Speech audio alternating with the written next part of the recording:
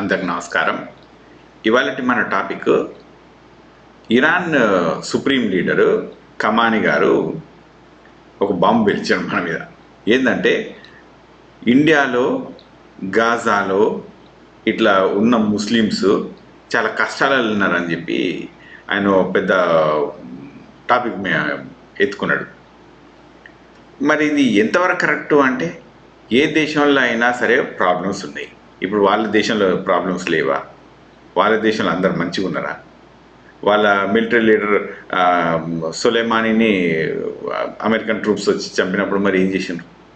వాళ్ళ దేశస్తులే కదా, మరి ఏమైనా చేసినట్టు మళ్ళీ ఏం చేయలేదు. మరి సరే, ఇప్పుడు అది పక్క పెట్టుండి, వీళ్ళు అమెరికాతో యుద్ధం అంటే పక్క పెడదాం. కానీ ఇప్పుడు వాళ్ళది వాళ్ళు సొంతగా చూసుకుందాం. ఈ ముస్లిం కంట్రీస్లో ఇప్పుడు మెన్కి ఎక్కువ రైట్స్ ఉంటాయి. అంటే వాళ్ళు ఎక్కువ పెళ్లి చేసుకోవచ్చు, ఎన్ని పిల్లలన్నా ఒక 4 పెళ్ళిళ్ళు ఏమో చేసుకోవచ్చు అని అట్లాంటి డైలాగులు అన్నీ ఉన్నాయి. మరి దానికి అది జెండర్ ఈక్వాలిటీ ఉందా? మరి వాళ్ళ దగ్గర జెండర్ ఈక్వాలిటీ లేదు. దానికి ఎవ్వరు సపోర్ట్ చేయరు. మన దగ్గర మాత్రం ముస్లిమ్స్కి ఈక్వాలిటీ లేదని మాట్లాడతారు. ఎక్కడ లేదండి ముస్లిమ్స్కి ఈక్వాలిటీ? ముస్లిమ్స్కి ఎక్కడైనా సరే, ఎవరికి అయినా సరే ఈక్వాలిటీ ఇండియాలో 100% ఉంది. కానీ ఎప్పుడైనా ఒకటే మాట గుర్తుపెట్టుకోవాలి, ఎవరైనా కూడా ఏ ఫెయిత్ని కూడా అనవసరంగా రాద్ధాంతం లెవెల్కి తీసుకుపోవద్దు. ముస్లిమ్స్తో వచ్చిన ప్రాబ్లం ఏంటంటే, వాళ్ళు రిలీజన్ ముంగట ఇంకా ఏది పనికిరాదు వాళ్ళకు. వాళ్ళ సొంత రక్తం కూడా పనికిరాదు అన్నట్టు. రిలీజనే దేవుడే ఎక్కువ అన్న టైప్లో చూస్తారు. కానీ ఎప్పుడైనా సరే మానవత్వమే రిలీజన్ కన్నా పెద్దది. దాన్ని అర్థం చేసుకున్నప్పుడే మనం ఏదైనా ఎదగలము. అన్నిటికంటే ఎత్తులో ఉండేది ఎప్పుడైనా సరే మానవత్వం. దేవుడు కూడా మానవత్వానికే విలువిస్తాడు. మరి మనం ఇంకా ఇరాన్ సంగతి చూద్దాం. మనం ఇది పక్కన పెట్టేస్తే ఈ ఒక డైలాగ్ చూపిస్తాం మీకు. చూడండి ప్రజల రైటు ఏం మాట్లాడుతుండగా, మన ఎక్స్టర్నల్ అఫైర్స్ మినిస్టర్ అనమాట. ఇది మన ఎక్స్టర్నల్ అఫైర్స్ మినిస్ట్రీ గట్టిగానే కౌంటర్ ఇచ్చింది. మీ సంగతి మీరు చూసుకోండి పోయి, మా మీద ఎందుకు అని చెప్పి. ఓకే, ఎందుకంటే నేను ఇండియన్ ముస్లిమ్స్ మీద ఇట్లా అంటాను. ఉట్టి ఇండియన్సే కాదు, బర్మా, గాజా ప్లస్ ఇండియా. అరే, గాజా తోటినంత ప్రాబ్లం ఉందా? ఏం మాట్లాడతారండి వీళ్ళు?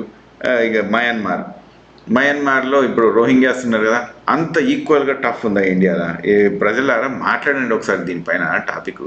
అందరూ ట్వీట్ చేయండి. అంత కష్టం ఉందా ఈ భారతదేశంలో ముస్లిమ్స్కి? అంటే జనాలు ఎట్లా పడితే అట్లా మాట్లాడుకోండి అని. అది అంటే ఒక దేశం, ఇప్పుడు ఇండియా అనేది చాలా పెద్ద దేశం, 140 కోట్ల మంది ఉన్న దేశం. ఇంత పెద్ద దేశంలో ఎట్లా పడితే అట్లా మాట్లాడుకుంటుంది ఎవరన్నా? సరే, మీకు ఇంకోటి చూపిస్తా ప్రజలారా. ఇప్పుడు వీళ్ళ సంగతి చూద్దాం మనం. వీళ్ళ దగ్గర ఏమేం చేస్తారు తెలుసా? ఇదంతా రాసుకొచ్చిన చూడండి. వీళ్ళ దగ్గర ఫ్రీడమ్ ఆఫ్ ఎక్స్ప్రెషనే ఉండదు. మన దగ్గర ఇప్పుడు ఎవరంటే వాళ్ళు మోడీని తిడతారు, ఎవరంటే వాళ్ళు మన రేవంత్ రెడ్డిని తిడతారు, ఎవరంటే వాళ్ళు చంద్రబాబు తిడతారు, జగన్ తిడతారు. ఇక ప్రతి ఒక్కరు తిడుతూనే ఉంటారు ఒక్కోళ్ళని. అంటే ఎంత ఫ్రీడమ్ ఆఫ్ ఎక్స్ప్రెషన్ ఉంది, ఒక వేరే లెవెల్లో ఉంది. కోర్స్ కొంత రిస్ట్రిక్షన్స్ ఉండవచ్చు, లేవని నేను చెప్పనులే, కానీ కొంత ఉన్నాయి. కానీ లిబర్టీ మిగతా కంట్రీస్ కంటే ఎంతో ఎక్కువగానే ఉంటాయి మన దగ్గర. వీళ్ళ దగ్గర మొత్తం సెన్సార్షిప్ ఉంటుంది. ఎవడైనా మాట్లాడినా వాళ్ళని తీసుకుపోయి జైల్లో వారేస్తారు. జైల్లో వారేసి ఊకుంటారంటే లేదు, వాడిని కిందికి మీదకి తోమి విడిచిపెడతారు అట్లాంటి వాళ్ళు. సో ఇది ఇక ఉమెన్ రైట్స్ దగ్గరికి వద్దాం. వీళ్ళ కథ ఉమెన్ దగ్గరికి వస్తే హిజాబ్ వేసుకొని తిరగాలి. అరే భయ్, నువ్వు మొగోళ్ళేమో వాళ్ళకి నచ్చిన బట్టలు వేసుకుంటారు, ఉంటాయి కదా వాళ్ళ ఎంత ఆ టైప్ బట్టలు. మరి ముస్లిమ్స్కి ఏమో హిజాబ్ వేసుకొని తిరగాలంటారు. ఎవరి బట్టలు వాళ్ళ ఇష్టం అండి. దానికి మీరేందుకు చెప్పేది అసలు నాకు అర్థం కాదు.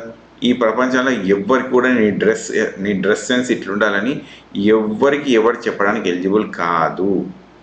ఆ విషయానికి వస్తే అమెరికా, ఇప్పుడు వెస్ట్రన్ వరల్డ్లో అమెరికాలో అయితే అంటే ఈ వెస్ట్రన్ వరల్డ్ అంతా కూడా ఎంతో లిబర్టీ ఉంటుంది. ఉమెన్కి చాలా లిబర్టీ ఉంటుంది. నీ ఇష్టం వచ్చిన బట్టలు వేసుకొని తిరుగు, నీ ఇష్టం వచ్చిన తిరుగు, నువ్వు ఎప్పుడైనా పో, ఎప్పుడైనా రా. అయితే ఏ మనిషికైనా అసలు లిబర్టీ ఉండాలి. లిబర్టీ లేకుండా మనం ఉంచడం అనేది అసలు ఏ పద్ధతి కూడా కరెక్ట్ కాదు. నా ఉద్దేశం ఇది, మీకు వేరే ఉద్దేశం ఉంటే ఉండవచ్చు.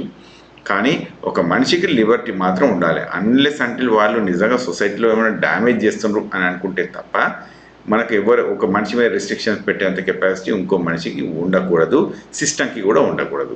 రైట్? వీళ్ళేమో హిజాబులు వేసుకొని తిరగాలి, ఈక్వల్ రైట్స్ ఉమ్మనికి ఉంటాయి, మగోళ్ళేమో ఎక్కువ పెళ్ళిళ్ళు చేసుకుంటారు. ఇక్కడ అయిపోలేదు స్టోరీ. ఇంకా నేను రాసుకొచ్చిన ప్రజలారా, వీళ్ళు ఏం చేస్తారు తెలుసా? ఇప్పుడు మన దగ్గర ధర్నా చౌక్ ఒకటి ఉంటుంది. మన దగ్గర పోయి ధర్నా చౌక్లో పోయి ఎవరు ఏమన్నా మాట్లాడతారు, ఈ ధర్నా చౌక్ దగ్గర పోయి ఇట్లా చేయాలి, మాకు నచ్చలేదు ప్రభుత్వం చేసిన పని అని చెప్పి. కానీ వీళ్ళ దగ్గర ఇసోటి చేసినాం అనుకో, దే విల్ క్రాక్ డౌన్. ఇప్పుడు 2009లో ఒకసారి గ్రీన్ మూవ్మెంట్ చేసినారు, దాన్ని క్రాక్ డౌన్ చేసినారు. 2017, 2018లో మళ్ళీ ఒకటి చేసినారు, దాన్ని చేసినారు. 2019లో ప్రైసెస్ ఎక్కువవుతున్నాయంటే వాళ్ళని చేసారు. ఇవన్నీ చేసి ఊరుకోలేదు, మళ్ళీ క్రాక్ డౌన్ చేసి అందులో ఎంతోమంది చచ్చిపోతారు, అరెస్టులు, మాస్ అరెస్టులు, ఇంజురీస్ ఎన్నో రకాలుగా అవుతూ ఉంటాయి. మళ్ళీ ఇవన్నిటి మీద సపోర్ట్ ఉండదు, వాళ్ళు ఎవ్వరు మాట్లాడొద్దు. వాళ్ళు ఇంకా సెక్యూరిటీ ఫోర్సెస్ ఏం యూజ్ చేస్తారు, అది ఇస్లామిక్ రెవల్యూషనరీ గార్డ్ కార్ప్స్ అని ఒకటి ఉంటుంది. ఇక వాళ్ళని తీసుకొచ్చి పెడతారు, అంటే ఓ మిలిటరీ గ్రూప్.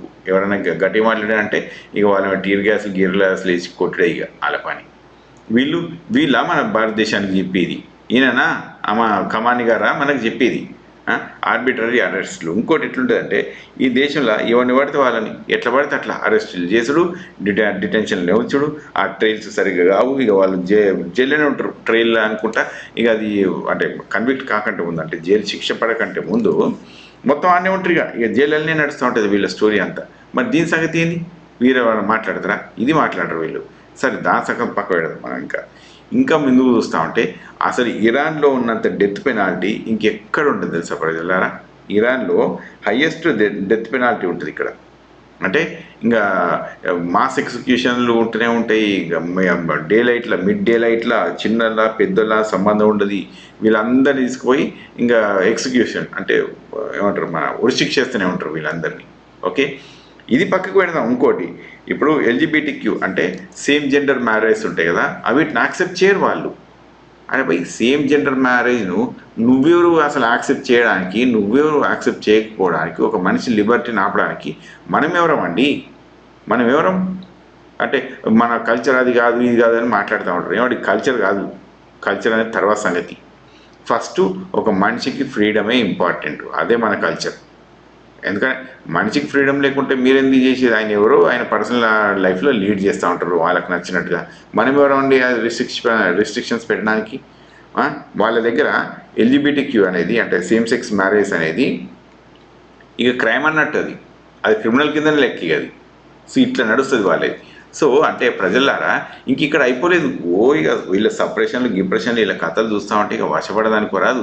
సో ఇంటర్నెట్లు కూడా మొత్తం ఆపేస్తూ ఉంటారు. ఇంటర్నెట్లు ఎప్పుడంటే అప్పుడు ఎట్లా అంటే అట్లా ఆపేస్తూనే ఉంటారు. సో అంటే నేనేం చెప్పాలనుకుంటున్నా అంటే India is far more liberal than many other countries. ఇక్కడ ముస్లిమ్స్కి హిందూస్కి కొంత డిఫరెన్స్ ఆఫ్ ఒపీనియన్స్ ఉన్నాయి, లేవని మనం చెప్పొద్దు. కొన్నిసార్లు ఇటు ఉన్నాయి అటు ఉన్నాయి, అన్నీ కొంత బ్యాడ్గానే కూడా కొంత ఉన్నాయి, లేదని మనం న్యాయంగా ఒప్పుకోవాలి. కానీ మన సౌత్ ఇండియాలో మాత్రం అవి చాలా తక్కువ.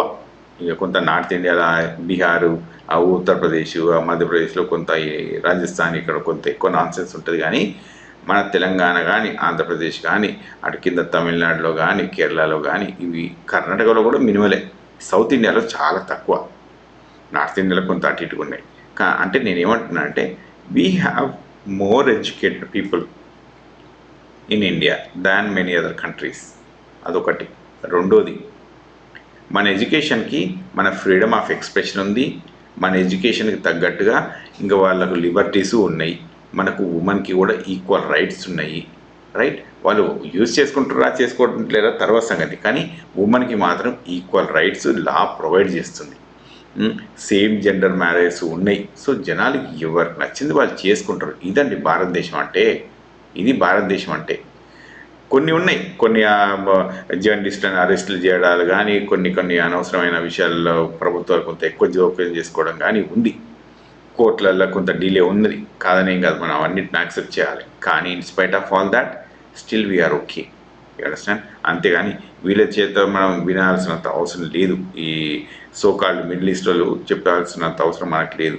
వాళ్ళ దగ్గరనే ఇంకా అక్కడ కాదు. మీకు ఒక విషయం చెప్తా. ఈయన సున్నీ కమ్యూనిటీకి చెందిన వ్యక్తి, ఎవరు, కమాని గారు. మరి షియాలను యాక్సెప్ట్ చేస్తారా అంత ఈజీగా? కుర్దులను సరిగ్గా యాక్సెప్ట్ చేస్తారా? లేదు. వీళ్ళు ఎవ్వరిని అంత ఈజీగా యాక్సెప్ట్ చేయరు. కానీ మాత్రం మనకు వచ్చి ఇంకా నీతి సామెతలు చెప్తూ ఉంటారు. ఓకే, సో ప్రజలారా, well I will stop it right here. మళ్ళీ నెక్స్ట్ వీడియోలో మళ్ళీ కలుద్దాం. Thank you.